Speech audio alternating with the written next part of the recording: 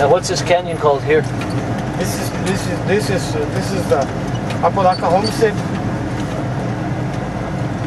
And what's Hosped? Puerto El Hosped. I think it's farther down in the canyon, but they used to call it Puerto El Hosped right below there.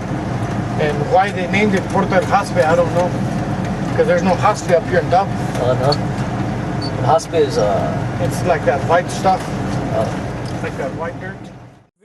It's hard to explain a lot of stuff because you know there's no writing on it. You know, it's just memories of what my dad told me. You know, and my mom. You know, and what did they tell you about this place? Why did they pick this place? What do you think?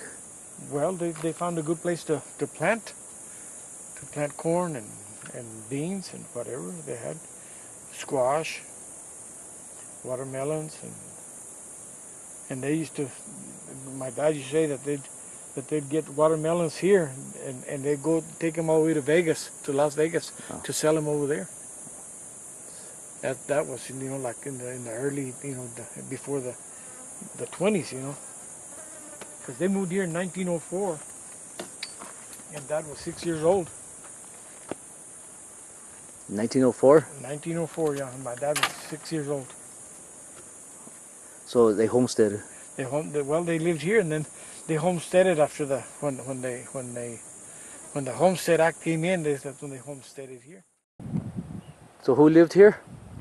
Tranquilino and your grandma Laurencita. And how many people do you guys think lived in this house? Well, there was Manuel, Isabel, Melesia, Julia, Margarito, and then I don't think Tia Miquelita. Yeah, Tia Miquelita lived here too. When they were small, but then later on, you know, they moved out as they grew up and they got married, you know, and they moved out.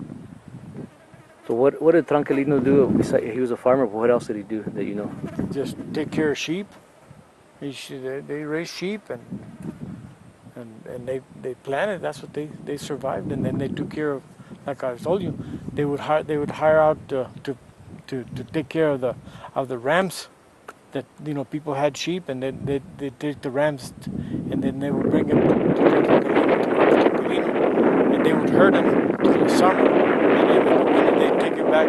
They take the sheep herders would come in, the sheep people would come and pick up the rams and to breed their sheep in December, and that way they would lamb in May and June, you know.